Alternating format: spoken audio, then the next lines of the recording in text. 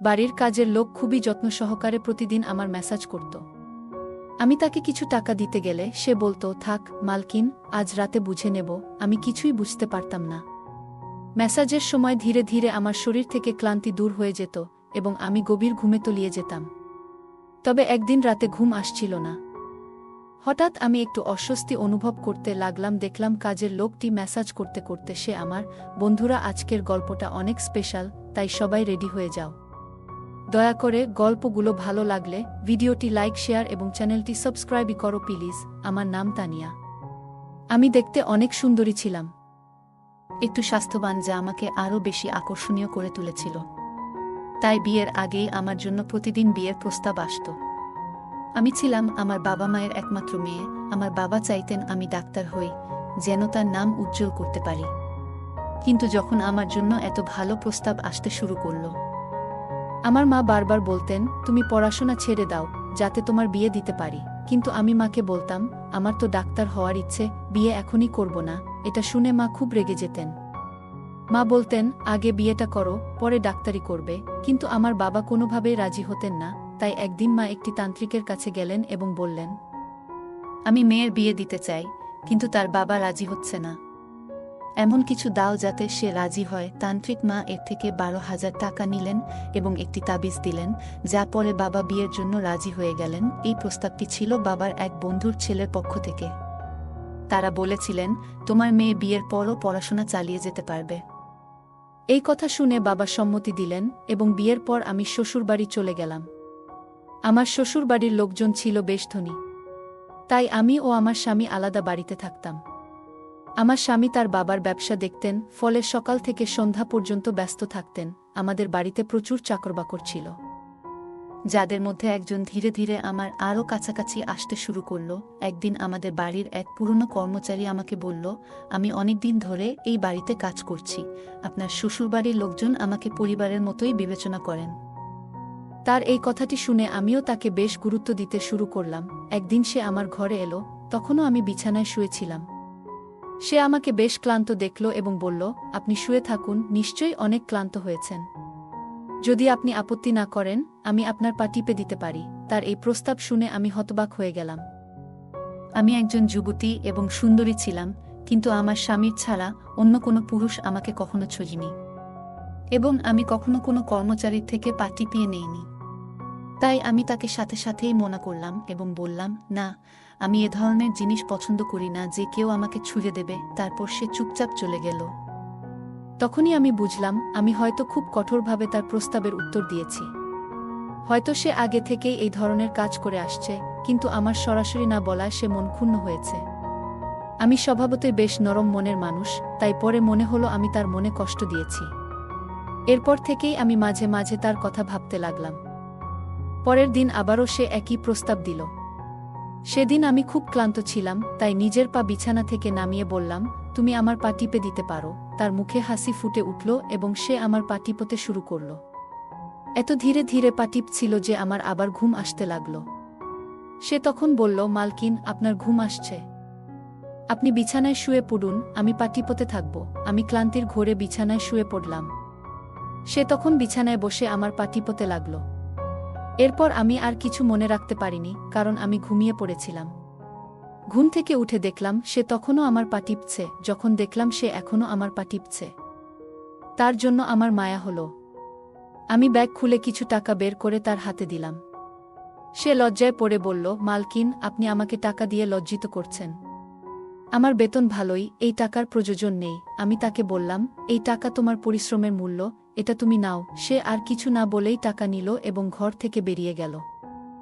আমার স্বামী সাধারণত রাতের দিকে দেরি করে বাড়ি ফেরেন, তাই সন্ধ্যায় আমি আবার তাকে ডেকে বললাম, তোমার মেসাজে আমার ঘুম খুব ভালো হয়, তাই যতক্ষণ না আমার স্বামী বাড়ি ফেরেন ততক্ষণ তুমি আমার ঘরেই থাকো।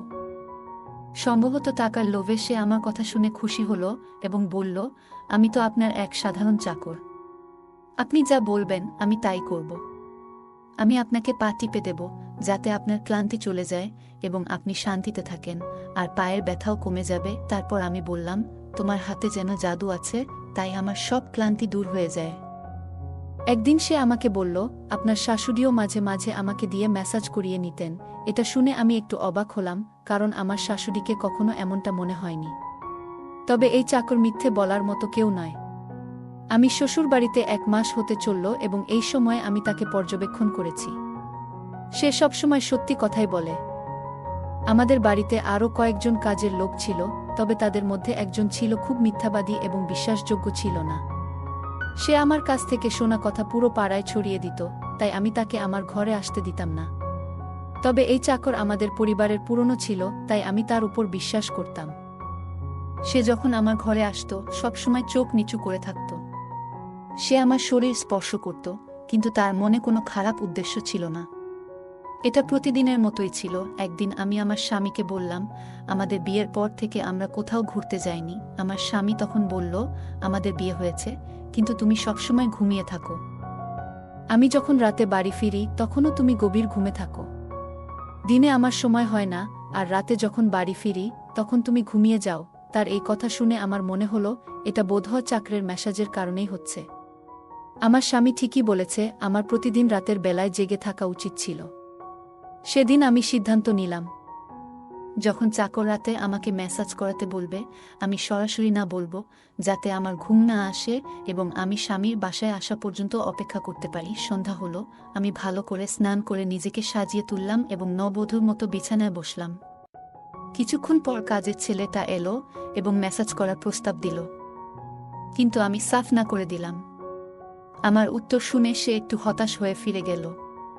কিছুক্ষণ পর সে আবার এলো, এবার তার হাতে 1 গ্লাস দুধ ছিল। আমি সেদিন কিছু খাইনি, তাই তাড়াতাড়ি দুধটা খেয়ে নিলাম এবং স্বামীর জন্য অপেক্ষা করতে লাগলাম।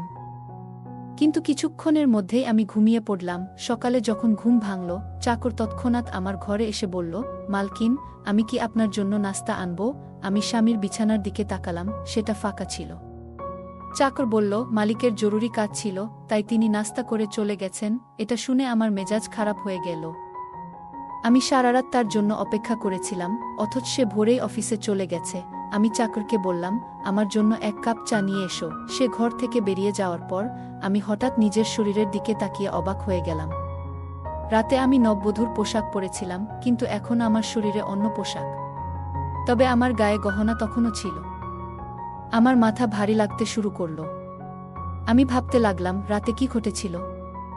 আমার ঘরে কে এসেছিল এবং আমার সঙ্গে কি হয়েছিল? কিছুই মনে পড়ছিল না, আর তাতে আমার হৃদয় প্রচণ্ড দুর্বল হয়ে গেল। তখনই চাকর চা নিয়ে ঘরে ঢুকল। আমি সেদিন চাকরকে বললাম, আমার শরীরটা খুব ক্লান্ত, তুমি যদি একটু ম্যাসাজ করে দাও। সে বিছানায় উঠে আমার শরীর ম্যাসাজ করতে লাগল। আমি কিছুক্ষণ বিছানায় শুয়ে থাকলাম। হঠাৎ করে সেদিন আমার স্বামী বাড়িতে চলে আসেন। আমি রেগে গিয়ে বললাম, আমি সারারাত তোমার জন্য জেগেছিলাম, কিন্তু তুমি আসলে না। আমার স্বামী বলল, আমি যখন ঘরে এসেছিলাম তখন তোমাকে ঘুমন্ত অবস্থায় দেখলাম, তাই তোমাকে জাগালাম না। আমি অবাক হয়ে গেলাম, কিন্তু আমার কাপড় কে বদলালো এবং ঘুমিয়ে থাকার পরও কেন আমার শরীরে ব্যথা হচ্ছে? আমি দ্বিধায় পড়ে গেলাম। আমার স্বামী আমাকে বলল, এটা নিয়ে মাথা ঘামানোর দরকার নেই। আমি আজ রাতে একটি কাজের জন্য বাইরে যাচ্ছি, কিন্তু এখন আমার হাতে 3-4 ঘন্টা সময় আছে। তুমি চাইলে আমরা এখনই কোথাও ঘুরে আসতে পারি। এটা শুনে আমার মেজাজ ভালো হয়ে গেল, কারণ বিয়ের পর এই প্রথমবার আমরা একসঙ্গে কোথাও বাইরে যাচ্ছিলাম। আমি তাড়াতাড়ি তৈরি হতে লাগলাম, আর আমার স্বামী গাড়িতে বসে অপেক্ষা করতে লাগলাম। সেই সময় চাকর আমার ঘরে এসে বলল, মালকিন, আপনি কি কোথাও যাচ্ছেন? আমি বললাম, হ্যাঁ, তবে তুমি কেন জানতে চাইছো? সে উত্তর দিল, আমি তো আপনার সেবক, তাই আপনাকে শুধু বলবো যে বাইরে গেলে আপনার শরীর আরও ক্লান্ত হয়ে যাবে। এটা শুনে আমার খুব রাগ হলো। আমি বললাম, তুমি আমার চাকর, স্বামী হওয়ার চেষ্টা করো না। এরপর আমি বাইরে চলে গেলাম। জানি না কেন, কিন্তু তার কথায় আমি খুব বিরক্ত হয়ে গেলাম এবং তাকে বেশ কঠিন কিছু কথা বলে দিলাম। সে বুঝে গেল যে তার জায়গা কোথায়। বাড়ি ফিরে আসার পর দেখি চাকর আমার সামনে আসেনি। আমার স্বামী গেটের সামনে আমাকে নামিয়ে দিয়ে আবার বেরিয়ে গেল। আমি ঘরে ঢুকে বুঝতে পারলাম আমার শরীর প্রচণ্ড ব্যথা করছে। মনে হচ্ছিল আমার শরীর যেন ম্যাসাজের জন্য অভ্যস্ত হয়ে গেছে, আর তাই রাত হলেই শরীর ম্যাসাজের জন্য আকুল হয়ে পড়ছিল। আমি সেদিন ভুল করে চাকরকে রাগিয়ে দিয়েছিলাম, তাই সে আজ আর আমার ম্যাসাজ করতে আসেনি। কিন্তু আমার শরীর এত ক্লান্ত ছিল যে তার প্রয়োজন অনুভব করছিলাম। তাই আমি অন্য এক গৃহকর্মীকে ডেকে তাকে নিয়ে আসার জন্য বললাম। কিছুক্ষণ পরে সেই চাকর আবার আমার ঘরে এলো, চুপচাপ বিছানায় বসে আমার পায়ে ম্যাসাজ করতে শুরু করল। আমি তার এই বিনয় দেখে একটু লজ্জিত হলাম। এত কথা বলার পরও সে কিছু মনে করেনি। তাকে চুপচাপ দেখে আমি নিজেই বললাম, সেদিন কি যে হলো? আমি তোমাকে অকারণেই বকেছিলাম। আসলে আমি দীর্ঘদিন পর আমার স্বামীর সাথে বাইরে যাচ্ছিলাম, আর তাই তোমার কথা শুনতে ইচ্ছে হয়নি।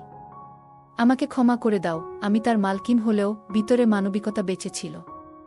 তাই মালকিন হয়ে তাকে ক্ষমা চাইতে বাধ্য হলাম। কারণ সে একজন চাকর হলেও আগে তো একজন মানুষ। সে আমার কথা শুনে বলল, আপনি আমার মালকিন, আমি আপনার জন্য কাজ করি এবং এর জন্য আমি বেতন পাই।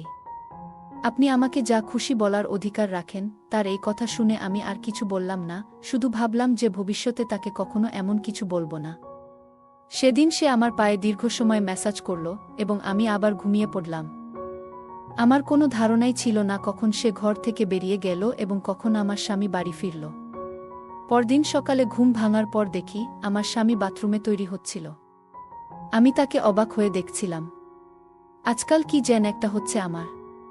চাকরের ম্যাসাজের পর এমন গভীর ঘুম আসে যে কোনো কিছু বুঝতে পারি না। কখন স্বামী ঘরে আসে সেটাও টের পাই না। ভাবতে লাগলাম, তার ম্যাসাজে এমন কি জাদু আছে যে আমি অজান্তেই গভীর ঘুমে তলিয়ে যাই। সকালে যখন ঘুম ভাঙে তখন শরীর ক্লান্ত মনে হয় আর মাথাটা ভারী হয়ে থাকে। হাঁটা চলারও শক্তি পাই না। আমি আমার স্বামীকে এই বিষয়টি কখনো বলিনি, কারণ আমি চাইনি যে সে জানতে পারুক যে আমি ঘরের কাজের লোকের কাছ থেকে ম্যাসাজ করে নিচ্ছিলাম। আমি সবসময় চেষ্টা করতাম যেন কেউ আমার ঘরে না আসে এবং এই গোপন বিষয়টি কারো কাছে প্রকাশ না হয়। কাজের লোকও তার কাজ চালিয়ে যাচ্ছিল এবং আমাদের মধ্যেকার ম্যাসাজের প্রসঙ্গ কখনো কারো সামনে আনেনি। আমি নিজেও চাইতাম যে এই ঘটনা একান্ত গোপন থাক। আমার স্বামী যখন বাড়ির বাইরে থাকত তখন আমি মাঝে মাঝে সেই কাজের লোককে ঘরে ডেকে নিতাম। কিন্তু একদিন হঠাৎ করেই আমার স্বামী বাড়ি ফিরে এলো। আমি ঘরে ছিলাম এবং তখন খুব চিন্তিত হয়ে পড়লাম। ভাবছিলাম স্বামী আসার আগেই কাজের লোককে বিদায় করে দেব। তবে কাজের লোকও বুদ্ধিমান ছিল, সে দ্রুত অন্য কাজে লেগে পড়ল যেন কিছুই ঘটেনি। আমার স্বামী কিছুই বুঝতে পারল না। আমি চাইলে বাড়ির অন্য গৃহকর্মী নারীদের দিয়েও ম্যাসাজ করাতে পারতাম, কিন্তু তার হাতে যেন এক ধরনের জাদু ছিল যা আমাকে বারবার তার কাছে টেনে নিয়ে যেত। এমনকি যেদিন আমি তার কাছ থেকে ম্যাসাজ নিতাম না, সেদিন আমার পুরো শরীর যেন ব্যথায় ভরে উঠত। পরদিন সকালে যখন ঘুম থেকে উঠতাম আমার মাথা ভারী লাগত আর ক্লান্তি বোধ করতাম। এক রাতে আমি আবার তার কাছ থেকে ম্যাসাজ নিলাম এবং গভীর ঘুমে তলিয়ে গেলাম। সকালে ঘুম ভাঙতেই বুঝতে পারলাম আমার কাপড় আবারও বদলে গেছে। কে এসব করছিল? আমি ভাবতে লাগলাম, হয়তো আমার স্বামী এমনটা করছিল। আমি আয়নার সামনে গিয়ে নিজেকে দেখলাম এবং চমকে গেলাম। পুরো শরীরে লাল দাগ দেখা যাচ্ছিল। মনে হলো কোনো রোগ হয়েছিল। কি ধরনের দাগ ছিল এগুলো? আমি হাত দিয়ে সেই দাগগুলো মুছে ফেলতে চেষ্টা করলাম, কিন্তু তা কোনোভাবেই মিলিয়ে যাচ্ছিল না। পরের দিন দেখলাম দাগগুলো আরও বড় হতে শুরু করেছে। আমি আতঙ্কিত হয়ে পড়লাম। আমি বুঝতে পারলাম না কি ধরনের রোগ আমার হয়েছে, নাকি অন্য কিছু। ঠিক তখনই কাজের লোকটি আবার ঘরে ঢুকল এবং ম্যাসাজের প্রস্তাব দিল। আমি তখন ওই দাগগুলো লুকিয়ে রাখতে চাইলাম, তাই তাকে বললাম, আজ শুধু পায়ে ম্যাসাজ করে দেও। সে আর কিছুই জিজ্ঞেস করল না, কিন্তু ভিতরে ভিতরে আমি খুব ভয় পাচ্ছিলাম। ভাবছিলাম, যদি কোনোদিন আমার স্বামী এই দাগগুলো দেখে ফেলে তাহলে কি হবে। আমি ভাবতে ভাবতে ক্লান্ত হয়ে পড়েছিলাম, কিভাবে এই সমস্ত প্রশ্নের জবাব দেব। অবশেষে আমি বালিশে পা রেখে শুয়ে পড়লাম। কাজের লোকটি আমার পায়ে ম্যাসাজ করতে লাগল আর ধীরে ধীরে আমার চোখ ঘুমে বুজে আসছিল। তখনই হঠাৎ সে এমন কিছু বলল যা শুনে আমি চমকে উঠলাম। সে বলল, মালকিন, আপনি আমার খুব প্রিয়। আমি তখন ঘুমের কারণে ঠিকমতো কথাটা বুঝতে পারিনি এবং দ্রুত গভীর ঘুমে তলিয়ে গেলাম। সকালে যখন আমার ঘুম ভাঙল দেখি আমার স্বামী আমার পাশে শুয়ে আছে। আমার মাথা ভারী লাগছিল এবং শরীরেও ব্যথা হচ্ছিল, কিন্তু তারপরেও আমি স্বামীর কাছে গিয়ে ধীরে ধীরে তাকে ওই লাল দাগগুলোর ব্যাপারে বললাম। আমি মনে করলাম দাগগুলো যেহেতু বড় ছিল তাই আমার উচিত তাকে সবকিছু জানানো। ভালো কোনো ডাক্তার দেখাতে হবে। স্বামী আমার শরীর থেকে কাপড় সরিয়ে দাগগুলো দেখতেই চমকে উঠল। সে কিছুটা দূরে সরে গিয়ে বলল, তুমি আমাকে প্রতারণা করেছ। এটাই তোমার শাস্তি। এটা কোনো রোগ নয়, এটা তোমার অপরাধের প্রমাণ। আমি তার কথা কিছুই বুঝতে পারছিলাম না, সে কি বলছে এসব। আমি কি খারাপ ছিলাম যে তুমি অন্য কারো দিকে ঝুঁকলে? আমি ব্যস্ত ছিলাম, কিন্তু মৃত তো ছিলাম না। তার কথা শুনে আমি হতবাক হয়ে গেলাম। আমি তাকে বোঝানোর চেষ্টা করলাম, বললাম, এটা আপনি কি বলছেন? আমি নির্দোষ। কিন্তু সে শুধু হেসে বলল, এই দাগগুলোই তোমার অপরাধের সাক্ষ্য দিচ্ছে। এখন তুমি আমার বাড়ি থেকে বেরিয়ে যাও, আমি তোমাকে তালাকের কাগজ পাঠিয়ে দেব। আমাকে ধাক্কা দিয়ে ঘর থেকে বের করে দেওয়া হলো।